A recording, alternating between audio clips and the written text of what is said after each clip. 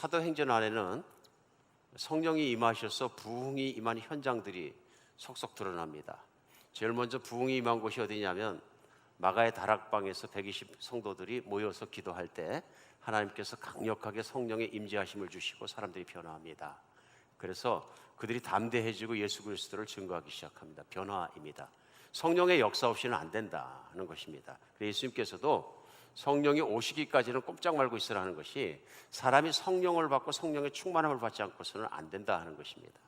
그런데 성경은 곳곳에 특별히 사도행전에는 성령이 오셔서 그냥 끝나는 것이 아니라 유대인에게만 그런 것이 아니라 이방인에게도 그런 은혜를 주시는 것들이 드러나기 시작합니다. 그래서 이방인의 교회라고 이렇게 하는 13장의 안디옥 교회가 사도행전에 나오기 전에 그 앞에 오늘 본문이 10장입니다. 10장에는 안디옥 교회 얘기가 시작되기 전에 이미 이방인 고넬료라는 백부장의 집에 일어난 부흥에 대해서 전하고 있습니다.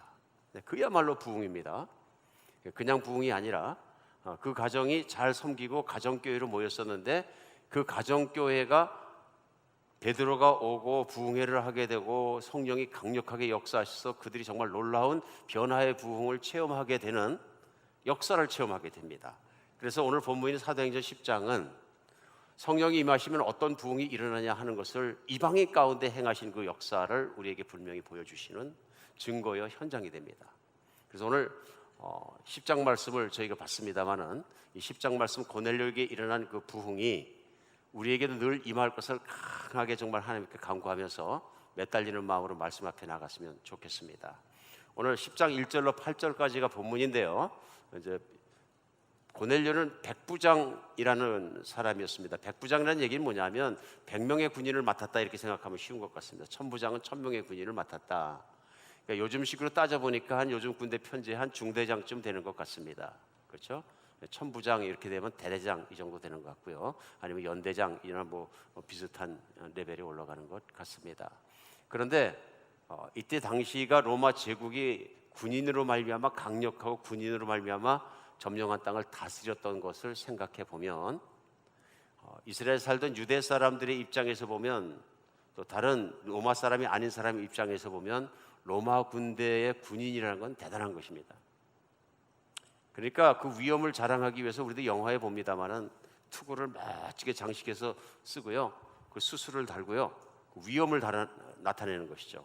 그다음에 베이스 프레이트 흉패를 붙였는데 정말 물론 칼을 막는 것이지만 힘있고 멋있게 어떨 때는 은으로 만들어서 장교들은 붙이기도 하고 그것 자체가 권위를 나타내는 것이죠. 보석바가 장식을 하기도 하고 그래서 그 신분을 나타내는데 사병들도 멋있지만 장교로 갈수록 그 복색은 화려하고 사람들이 보기만 봐도 주눅이 들었을 것이다. 백부장이란 얘기는 로마 병사 몇 명만 지나가도 꼼짝 못하던 시절에 지휘관이기 때문에 그 백부장 앞에 가면은 피정복되어 있는 사람들은 꼼짝 못하는 시대였다. 그 위험이 이루 말할 수가 없었다 하는 것입니다. 로마 제국의 위험을 그대로 보여주는데 오늘 그냥 백부장이 아니라 이달랴 부대라고 나오는데요. 가이사랴 지방의 그 인근을 다스리는 근동 지방과 그러니까 예루살렘을 포함해서 근동 지방을 다스리는 로마의 총독이 있었고 로마의 주요 군대가 있는데 주요 군대 중에 가장 주요 군대가 황제의 군대입니다. 이달랴의 부대는 황제의 군대입니다. 그냥 군대가 아니라 황제의 직할 부대의 장교였었다. 그 위험을 우리가 한번 생각해 볼 필요가 있습니다. 그런데 오늘 2절에서는 그가 경건하여 온 지방과 더불어 하나님을 경외하고 백성을 많이 구제하고 하나님께 항상 기도했다 나옵니다. 어떤 사람이냐면요, 신분은 백부장인데요, 그 당시에 군인 장교인데요, 그가 어떻게 살았느냐 하면은 하나님을 경외하고 많은 백성을 구제했다. 자기가 가용한 재산들, 자기가 받은 나라에서 나온 녹봉이나 자기가 쓸 수 있는 모든 것들을 다 이용해서 가난한 사람들을 도와주고 주변 사람들을 도와주는 그런 사람으로 살았다. 어떻게 보면 참 어울리지 않는 모습입니다. 그렇죠? 쉽게 생각하면 이런 얘기입니다. 일제강점기에 사람들이 제일 무서워했던 게 일제 순사입니다. 일본 사람들 순사인데요, 쫄병 순사가 한 사람 와도 막 절절맸던 것 같은데요, 칼 차고 이렇게 다니면서 근엄하게 막 그러니까요. 근데 그 순사가 일하고 있는 그 지서의 지서장이 사람들을 무섭게 하는 것이 아니라 자기 봉급을 다 털어가지고 사람들을 구제하고 찾아다니고 그런 얘기입니다. 감동이 됐을까요? 순삭은 일본 사람이고 누구건 간에 엄청 감동이 됐을 겁니다. 이해 가십니까? 분위기가 이런 분위기인 거죠. 장교라면은 그냥 목에 힘만 주고 다니기도 충분했을 텐데 그가 하나님을 경외하고 많은 사람을 구제하고 특별히 유대인들에게 잘하고 이웃들에게 잘하는 사람이 있었다. 그랬더니 오늘 9시라 그러니까 6시간을 더하면 우리 시간으로 오후 3시죠. 오후 3시 대낮이었다는 얘기입니다. 대낮에 환상 중에 하나님의 사자가 들어와서 고넬료에게 얘기합니다. 그러면서 지금 욥바로 사람을 보내서 베드로라 하는 시몬이라는 사람을 청하여 말씀을 들으라 하고 지시하니까 오늘 이 사람이 또 자기의 부하 중에 군인 중에서 경건한 사람 한 사람을 불러가지고 욥바로 보냈다 하는 내용까지가 나옵니다. 그 결과는 뭐냐면요, 또한 하나님의 천사가 베드로에게 기도할 시간에 베드로에게 나타나셔서 내가 지금 데리러 오는 사람이 있을 텐데 그 사람을 쫓아가서 복음을 전해라. 근데 그 사람이 누구냐면 이방인이에요. 그렇죠? 로마 사람이기 때문에 로마 사람과는 어깨도 스치지 않고 손도 붙잡지 않고 밥도 먹지 않는 게 유대인의 관례입니다. 더러워지고 부정해졌다고 생각하는 거죠. 그렇게 생각하고 살아가는 베드로의 생각을 깨뜨리십니다. 그 유명한 보자기 환상이 나오는 거죠. 그래서 베드로의 마음을 바꾸시고 하나님께 순종하게 하시고 그들과 베드로를 동행하게 하셔서 바로 이 고넬료의 집에 갔을 때 성령이 역사하심 따라 베드로가 예수 그리스도의 십자가의 죽으심과 부활의 역사를 그들에게 전할 때에 성령이 임하시고 그들이 방언도 하고 은사도 받고 성령이 충만하여져서 마치 마가의 다락방에 내렸던 것 같은 성령의 충만케 하심이 이방인이었던 바로 이 고넬료의 집안에서도 일어나더라 하는 것입니다. 자, 우리가 깊이 생각해야 될 사항입니다. 하나님은 이미 이방 사람들 가운데에서 하나님의 역사를 시작하셨다. 그래서 예루살렘에서 유대인들을 중심으로만 일으키신 것이 아니라 예수 그리스도로 말미암아 성령의 역사심과 성령의 강림하심이 이방인 가운데도 시작되게 하셨다. 그러면서 이방인 중에서 확 튀어오르는 것이 고넬료의 집안에 일어난 부흥입니다. 부흥은 인간을 변화만 시켜주시는 것이 아니라 성령이 충만한 단계까지 이르러 성령의 능력으로만 살아갈 수 있게 해주시는 하나님의 은혜를 말합니다. 성령이 충만하다 하는 얘기는 이제는 정말로 사람의 생각이 아니라 성령의 능력과 성령의 생각으로 충만해져서 살 수 있게 해주시는 것이 하나님이 해주시는 것이다. 우리 지난주에 특별히 로마서 8장 말씀을 들어서 육신을 따르는 자는 육신의 일을, 영을 따르는 자는 영의 일을 생각하나니 8장 말씀에 나온 대로, 그렇죠? 육신의 생각은 사망이요 영의 생각은 생명과 평안이니라. 그러니까 육신을 따르면 죽는데 성령을 따라 행하는 자는 산다. 사는 것뿐만 아니라 생명과 평안을 얻게 되고 우리 지난주 말씀대로 성령님이 인도하시는 삶을 살겠다. 성령님의 인도하심을 받는 자가 곧 하나님의 자녀라. 그래서 성령의 충만함을 받으면 하나님을 인도하심 받아서 아바 아버지라고 부르짖느니라. 우리 지난주에 이 말씀 나눈 것이거든요. 인생을 살면서 진짜로 살고 복을 받고 모든 것이 충만해 가장 좋은 길은 한 가지 길입니다. 성령이 충만해지고 성령으로 말미암아 인도하심을 받고 성령으로 살아가는 삶. 오늘은 사도행전 10장의 그 성령으로 충만하여 살아가는 삶, 그것 부흥이거든요. 그것이 부흥인데요, 성령의 부흥이 오기까지 어떻게 해야 되느냐 하는 것이 고넬료의 삶의 태도를 통해서 드러난다고 저는 믿습니다. 그래서 하나님께서 고넬료라는 사람의 신앙생활의 과정들과 신앙생활의 모습을 성경에 넣어주시고 오늘도 여러분과 제가 성경을 열 때 그 삶을 열게 하셨습니다. 그래서 오늘 전해주시는 고넬료의 삶을 통해서 최소한 몇 가지는 성령의 부흥이 오기까지 우리가 삶에 취해야 되는 태도들에 대해서 우리 분명히 깨닫게 합니다. 제일 먼저 하나님을 경외함으로 살아야 합니다. 하나님을 경외한다 하는 것은 한자로, 그렇죠? 존경할 때 쓰는 경자와 두려워한다 하는 외자가 합해져서 경외가 되었습니다. 하나님을 존경하고 무서워한다는, 두려워한다는 뜻입니다. 그러니까 무슨 뜻이냐 하면은 하나님을 존경을 하는데 두려워하진 않아요. 그렇게 하면 어떻게 되냐면 하나님하고 친하기 때문에 하나님 말씀을 어기고도 무서워하지 않습니다. 이런 얘기입니다. 그러니까 경외한다는 것이 무엇이냐 하면은 하나님의 하나님 되심을 인정하는 것, 하나님의 주권을 인정하는 것, 하나님은 사람을 만드시기도 하고 없애시기도 하고, 하나님은 사람을 세우시기도 하고, 하나님을 세우를 사람을 정말로 죽이시기도 할 수 있는 창조자시라는 주권을 인정하는 것이죠. 경외한다는 것은 나의 말이나 생각이나 나의 행동 한 가지 한 가지가 바로 그 창조하신 하나님 앞에서 이루어지는 것이고, 그것이 하나님 마음속에 결과를 남긴다는 것을 믿게 된 것이죠.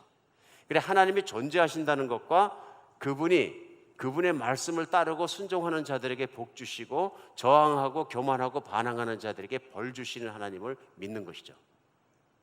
그래서 하나님을 사랑하고 그분의 거룩하심과 선하심과 아름다우심을 존경하고 사랑하고 따르기도 하지만, 그분의 엄격하심과 거룩하심 때문에 악한 자를 다스리는 모든 것 가운데 떨리고 두려워하는 마음도 있어서 하나님의 뜻을 구하며 그분을 바라보며 그분의 임재하심 앞에서 늘 살아가는 것이 경외인 거죠. 그렇죠? 하나님의 하나님 되심을 인정하고 그분의 말씀 앞에 두렵고 떨리는 마음으로 그 말씀을 받고, 또 존경하고 사랑하는 마음으로 내 진심으로 뜨겁게 마음을 다해서 그분의 말씀을 따라가는 삶을 사는 것. 오늘 고넬료라는 사람을 얘기하면서 그 앞에 그가 경건하여 하고 경건이라는 라벨을 딱 붙였습니다. 이 세상에 가장 좋은 사람이 사람에게 라벨이 붙는 건 좋은 일은 아닐 수도 있습니다. 그죠? 그러니까 어떤 사람을 생각할 때 잘생긴 사람, 능력 있는 사람, 못생긴 사람, 추접한 사람, 라벨이 있을 수 있는 거죠. 맞습니까? 이건 사람들이 붙여주는 라벨이야 뭐 그렇다고 하고 의미도 없지만, 중요한 건 뭐냐면 그 중에서 하나님의 뜻을 따라 사는 사람 앞에 붙여지는 라벨입니다. 경건한 사람이다. 우리 신앙생활 하면서도 누구나 다 평가하고 하나님이 평가하실 때도 저 사람은 하나님의 사람이라. 얼마나 기쁜 일입니까? 경건한 사람이라. 오늘 고넬료가 그런 사람입니다. 그가 경건하여 하나님을 두려워하고 하나님을 사랑함으로, 그죠? 그래서 한 일이 뭐냐면 온 집안과 더불어 하나님을 경외하고 백성을 많이 구제하고 하나님께 항상 기도했더라. 경건한 사람의 삶의 모습이 오늘 2절에 쫙 나옵니다. 제일 먼저 경건함은 한 자리에 있지 않습니다. 고넬료만 경건한 것이 아니라 온 가족도 다 경건했다. 하나님을 사랑하고 두려워하고 믿고 그분 앞에 따라가는 삶을 살으니까 자식들도 아내도 가족들이 다 하나님 앞에 경건하더라. 경건함은 절대로 그 자리에 있는 것 같지 않습니다. 경건함은 번져갑니다. 정말 그렇습니다. 제가 가장 잘 아는 건 집안 얘기니까, 저는 충청북도 집성촌에 살았는데요. 우리 동네 이씨 가문만 47가문인가 살았는데요. 다 친척이죠. 근데 예전부터 아시죠? 충청도 양반 해가지고 따지는 거 엄청 많고요. 제사가 엄청 복잡하고요. 근데 믿는 사람이 저희 어머니 한 분이 딱 거기 떨어지셨어요. 핍박이 어릴 때 제가 봤는데 이름 말할 수가 없습니다. 엄청나게 핍박. 제사 때 아무도 문제가 없었는데 우리 어머니는 그 제사가 문제가 되는 겁니다. 그 한 분이 아버님한테 맞으셔가면서 엎드려서 눈물을 흘려서 울기 시작했는데요. 나중에 그 집성촌이 다 믿었어요. 온 집안이 믿은 건 말할 것도 없고요. 선교사와 목사가 그렇게 많이 나왔어요. 한 사람이 기도하고 딱 엎드리니까요, 번져나가는 거예요. 번져나가는 거예요. 그래서 마지막에는 온 집안의 제사가 싹 없어져 버렸어요. 최후에 믿으신 게 우리 아버님이신데, 우리 동네 수장이셨고 우리 그 가문에 족보를 만드시는 분이셨는데 족보를 보완하고 관리하고 하는 전체 집안의 어른이 되셨는데, 집안 전체에 선포하셨어요. 하나님은 살아계시고 분명히 믿어야 산다. 우리 가문이 살 수 있는 유일한 길은 하나님이 믿는 길이라. 그러면 제사 드리지 말고 추도식을 드리고, 그리고 무릎 꿇고 기도하고 조상을 위해서 올려드릴 뿐이지, 우리 앞으로는 조상을 제사드리는 신의로 삼으면서 지방을 붙이지 말아라. 한 사람이 엎드리니까 변하는 거죠. 번져갑니다. 참 경건은 제어할 수 없는 영향력이 있습니다.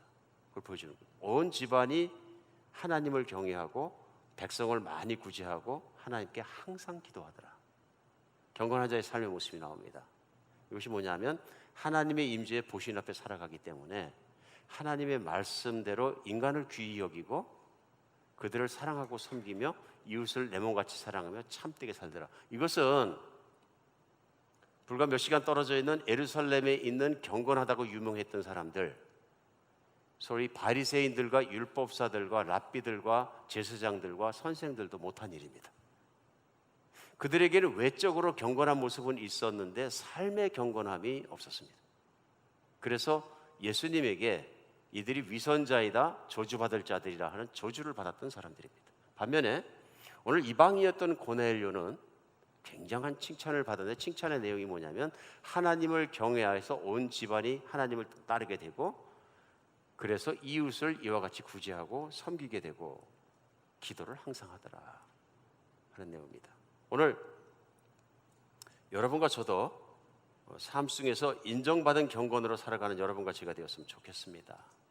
이제 안타까운 건 뭐냐 하면 우리 예수님께서 외식하는 경건, 경건의 모양은 있으나 능력이 없는 경건, 대표적으로 마태복음 23장 13절에서 화 있을 진저 외식하는 서기관과 바리새인들이여 너희는 천국문을 사람들 앞에 닫고도 너희도 들어가지 않고 들어가려 하는 자도 들어가지 못하게 하는도다. 위선으로 하나님을 섬기면 자기도 하나님의 인정을 받지 못할 뿐더러 껍데기 모습만 있는데, 그를 보고 배우고 따라가는 사람들도 결국은 하나님의 인정을 받지 못한다, 그런 뜻입니다. 무서운 일입니다. 야고보 사도도 야고보서에서 비슷한 말을 합니다. 하나님 아버지 앞에서 정결하고 더러움이 없는 경건은 곧 고아와 과부를 그 환난 중에 돌아보고 또 자기를 지켜 세속에 물들지 아니하는 이것이니라. 경건을 말할 때 세속에 물들지 않는 것. 세상 사람들은 이기적이고 욕심이 많고 자기밖에 모르는데, 하나님을 사랑하기 때문에 내가 재물을 쓰든 무엇을 쓰든 그리 쓰지 않는 것, 이렇게 얘기합니다. 경건을 얘기할 때 삶을 얘기합니다. 사도 바울은 그보다 더 구체적으로 경건한 삶과 경건이 아닌 삶을 아주 구체적으로 얘기합니다. 그러면서 경건하지 않는 삶에 대해서 디모데후서 3장 1절로 5절은 사도 바울은 이렇게 쭉 펴서 상세하게 적용할 수 있도록 설명을 합니다. 이렇게 얘기합니다. 내가 이것을 알라 말세에 고통하는 때가 이르리니 사람들은 자기를 사랑하고 돈을 사랑하며 자긍하며 교만하며 회방하며 부모를 거역하며 감사하지 아니하며 거룩하지 아니하며 무정하며 원통함을 풀지 아니하며 참수하고 모함하며 절제하지 못하며 싸나우며 선한 것을 좋아하지 아니하며 배반해서 팔며 조급하며 자고하며 쾌락을 사랑하길 하나님 사랑함보다 더하며, 그렇게 설명합니다. 쉽죠? 여기 걸리면 경건하지 않기 때문에 그런 것이다. 그러니까 지난주에 말씀에 로마서 말씀대로 대고 풀면 육신의 소욕을 따라가기 때문에 그렇다. 육신을 따르는 자는 육신의 일을, 영을 따르는 성령을 따르는 성령의 일을 생각하나니, 여기서 성령의 다스림과 지배를 받는 것이 아니라 하나님의 영으로 말미암아 충만하여지고 따라가는 것이 아니라 육신의 욕망과 소욕과 세상의 영을 따라갔을 경우에는, 육신을 따라가면 오늘 디모데후서 3장 1절로 5절의 말씀은 이런 말씀들이 내 안에서 생긴다. 그래서 이기적이고 돈을 사랑하게 되고 스스로 교만해지고 이런 모습들이 생긴다. 그래서 사도 바울은 뭐라고 권면하냐면요, 경건의 모양은 있으나 경건의 능력을 부인하는 자들이 이런 자들이니 이 같은 자들에서 내가 돌아서라. 디모데후서는 디모데에게 보내면서 사역자로서 살아가면서 세속적이고 세상적인 이런 자들을 닮아가지 말고, 어깨를 매지 말고 함께 매지 말고 이런 자들로부터 내가 돌아서서 바른 길을 살아가라 하고 권면하고 있는 것을 우리가 볼 수 있습니다. 경건은 삶입니다. 신앙이 삶으로 드러나는 것입니다. 내가 하나님을 얼마나 사랑하고 하나님을 얼마나 두려워하고 그분의 말씀을 내가 하나님으로서 받아들이고 살아가냐 하는 것이 나의 삶을 통해서 드러나는 것, 그것이 경건함입니다. 경건의 능력인 거죠. 내가 믿습니다를 하는데, 예를 들면 그 믿습니다가 하나님의 경건과 이루어서 삶 속에 드러나지 않는다 그러면 나는 훈련이 필요한 것이죠. 더 깊이 하나님을 아는 것이 필요한 것이고 성령의 충만함을 받을 필요가 있다. 그런데 고넬료의 집안에 성령의 충만함이 오시기까지 그가 했던 건 뭐냐면 하나님 앞에 열심히 노력하는 삶이었다는 것입니다. 그런데 그가 열심히 노력하는 그 삶을 하나님께서 기특하게 여기시고 베드로를 오라 그래서 경건의 가장 바른 길 예수 그리스도를 알고 예수 그리스도를 주님으로 따라가고 성령 충만한 가운데 살아가는 그 길을 가르쳐 주시고 열어주셨다는 것입니다. 감사한 일이죠. 이것을 성령의 충만함이라는, 그래서 보내신 게 뭐냐면 베드로라는 말씀의 사역자를 그들 가운데 보내주셔서 하나님을 더 깊이 알게 하시고 하나님의 최종적이고 완전한 계시인 예수 그리스도와 그분의 십자가와 부활과 성령의 오심에 대해서 말씀을 전할 때 성령이 그들 가운데 충만하게 임해서 변화되더라는 것입니다. 오늘 신앙생활하는 우리에게도 사모하는 것이 이것이어야 합니다. 성령이 충만해지는 거예요.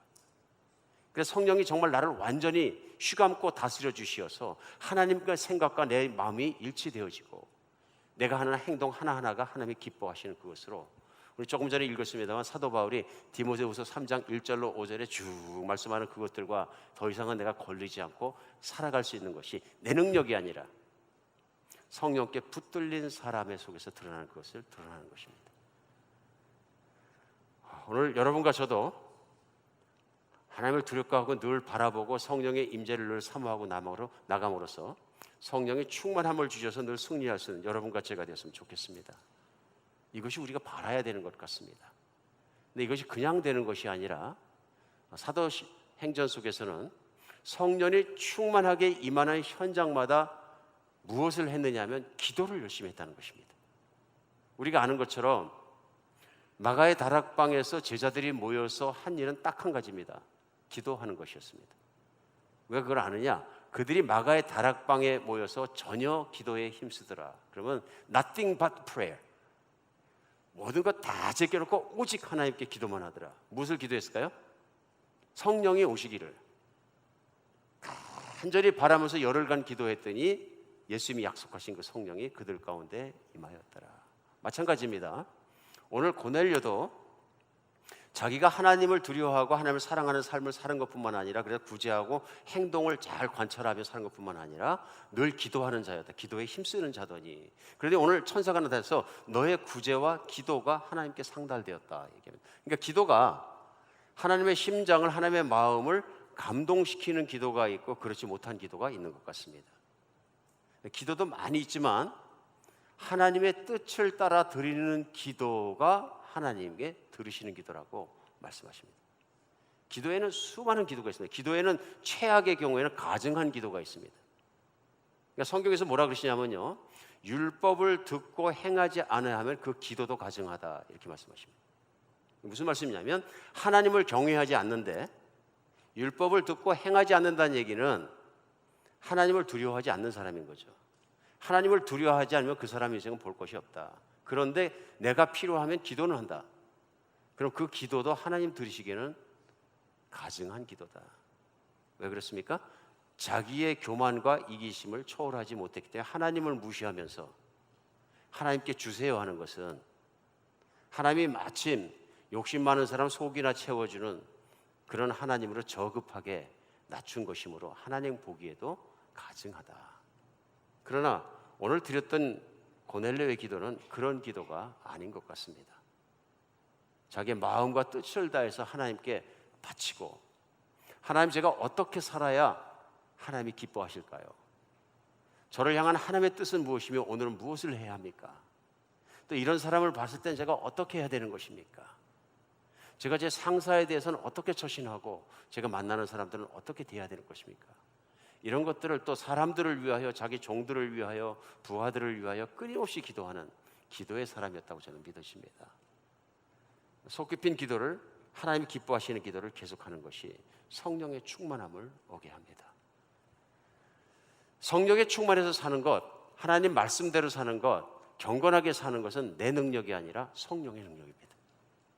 그렇기 때문에 성령께 간구해야 되는 것입니다. 지금 10장 말씀을 나누고 있습니다. 사도행전 13장에서는 더 놀라운 말씀이 나옵니다. 이방인들이 주로 많이 모여서 그룹을 이루고 교회를 했던 안디옥 교회의 장면이 열리기 시작하면서 13장에서 처음 나오는 건 뭐냐 하면요, 교회가 성령을 섬겨 금식하고 기도했더니 하고 시작합니다. 하나님을 섬기시는데 성령을 섬기십니다. 그들이 금식하며 성령을 섬겼다. 기도했다 이렇게 얘기합니다. 그러니까 그냥 기도도 아니고요. 교회 전체가 금식하며 기도했는데 기도한 이유가 목적이 뭐지 하면 성령의 뜻을 알기 위하여. 기가 막히지 않습니까? 오늘날 어쩌면 우리 교회에서 그러기 참 힘들죠. 우리가 하나님의 뜻을 알기 위해 전 교인이 금식하고 기도하자. 뭐 우리가 자식이 좋은 학교 들어가기 위해 결전을 앞세우고 있는데 뭐 사업이 어떤 정말 좋은 자리에 들어가야 되는데 막 이런 걸 위해서 막 금식하고 난리치고 할 수 있는지 모르지만 하나님의 뜻을 알기 위해 금식하고 기도하자. 그래 그들이 안디옥 교인들이 금식하고 기도할 때 하나님께서 성령께서 그들에게 말씀하셔서 하나님의 나라를 위해서 바울과 바나바를 따로 세워놔라. 구별하라. 내가 그들을 이방의 전도자로 쓰겠다. 그러니까 교회에 주축적으로 섬겨야 될 말씀 전하던 사람들을 딱 떼어가지고 선교사를 파송한 것. 성령의 말씀에 의지하고 순종하는 교회였다. 참교회라는 거죠. 성령에 이끌려가는 교회, 성령의 다스림을 받는 교회. 우리 한비전교회 이렇게 됐으면 좋겠습니다. 정말입니다. 내 머릿속에 상식적으로 교회는 이렇게 해야 돼 그래갖고 막 소리를 높이고 그거 정말 부끄러운 일입니다. 왜 부끄러우냐면 기도를 안 하고 소리를 높이는 건 멍청한 일입니다. 육신에 관한 일인 거죠. 맞습니까? 내가 기도를 하고 기도원 가고 금식을 하고 교회에서 새벽마다 기도하고 그러는데 그걸 가지고 말을 좀 해도 부족한데 그것도 기도를 했으니까 나만 응답한 게 아니라 지도자에게도 또 교회 전체에도 하나님께서 감동을 주시고 성령으로 역사하신 걸 확인해가면서 조심스럽게 성령의 뜻인가 움직인 건 성숙한 사람의 그 태도인데 그냥 내가 탁 머리로 생각해보니까 doesn't make sense. 그래가지고 언성을 높이고 하는 것은 육신적이고 어리석으니까 교회를 망가뜨리고 하나님을 분노하게 하는 어리석은 짓이 되는 거죠. 안디옥 교회에서 한 삶의 모습들을 보면 그렇다. 참으로 성령에 충만해지는 것을 기도할 때 사모하며 진실로 기도하며 깊이 기도하는 여러분과 제가 되었으면 좋겠습니다. 우리 물을 넣기 위해서 땅을 파다 보면 건수라는 게 있습니다. 건수. 말을 건자 물 숫자 써서 예전에는 건수라 그러는데 아유 건수가 나왔어. 예전에는 우물 파서 먹었으니까 제가 어릴 때 기억이 납니다.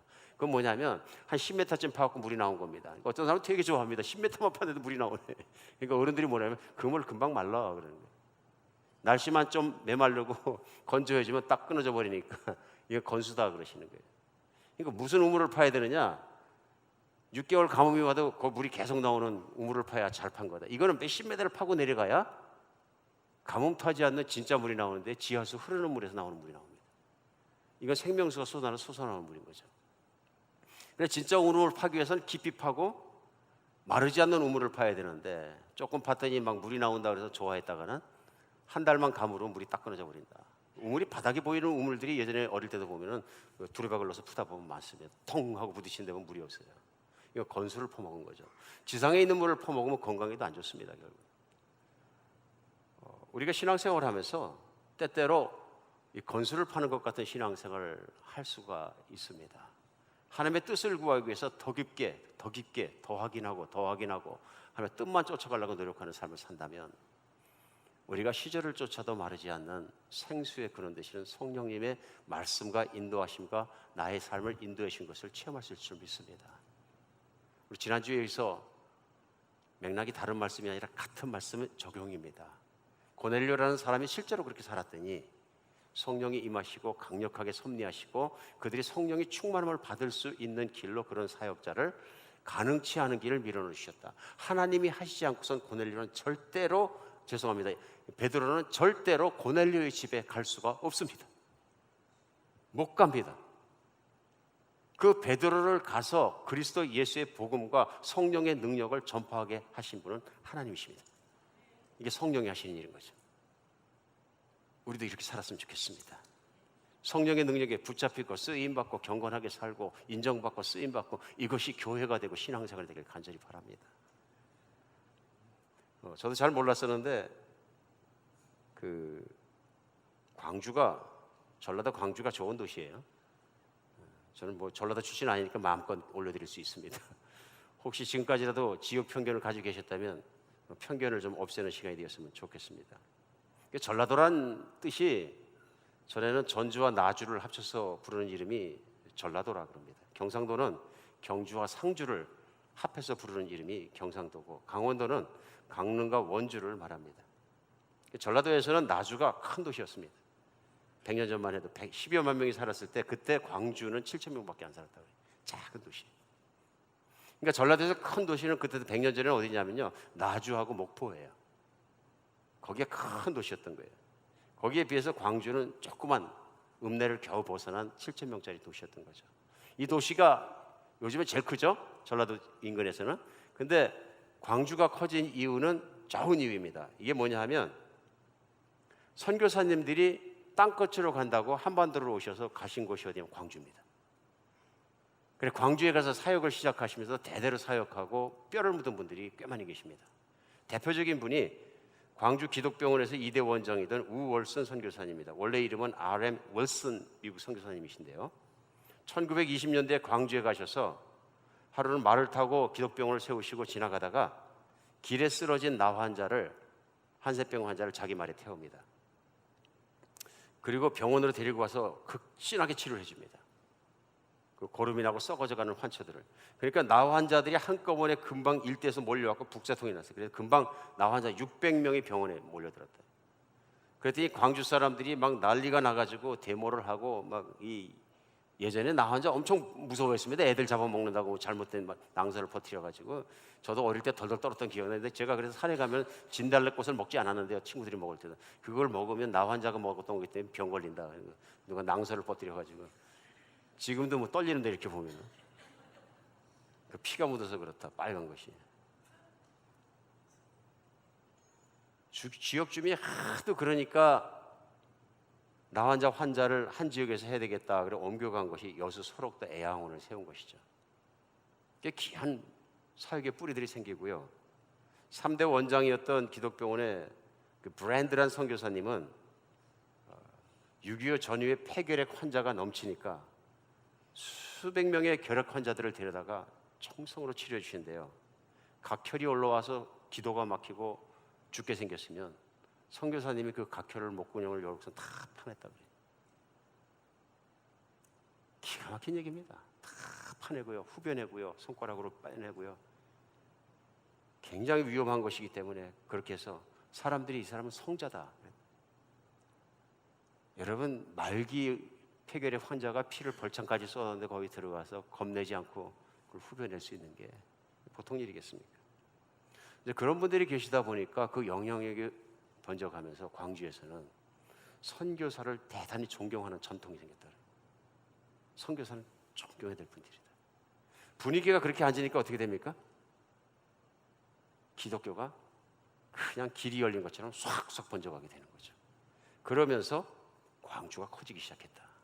사람이 살만한 곳이다. 병원도 있고.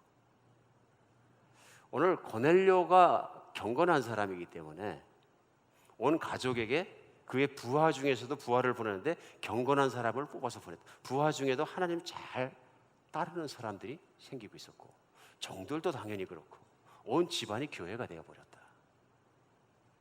이게 진짜 전도인 것 같습니다. 우리 정말 그렇게 살아가는 여러분과 제가 됐으면 좋겠습니다. 우리 인도에서 박정미 선생님, 박상희 선생님 오셔서 잠깐 쉬십니다만, 인도에는 예수님을 모르는 10억 이상의 사람이 삽니다. 전도의 길은 하나밖에 없는 것 같아요. 한 지역에 들어가서 예수님을 믿는 경건한 사람이 살면서 그 경건의 영향력이 스며들어가게 하는 것입니다. 스며들어가게 하는 것입니다. 마더 테레사라는 연약한 처녀 한 사람이 들어가서 길거리에 쓰러져 있는 사람을 일으켜서 데리고 와서 닦아주고 먹여주고 눕혀주고 하니까 얼마나 많은 사람들이, 인도 사람들이 감동을 받습니까? 그렇잖아요. 우리 정말 우리가 할 일과 갈 곳은 너무나 많고, 우리가 주를 위해서 살아갈 수 있는 성령의 인도하심 받은 삶도 너무나 많다는 것을 믿습니다. 오늘 말씀을 맺겠습니다. 성령의 충만함은 하나님을 바라보며 경외하는 마음으로 살아가는 것과 또 기도하는 기도의 내용들을 통해서 하나님께서 주시는 선물입니다.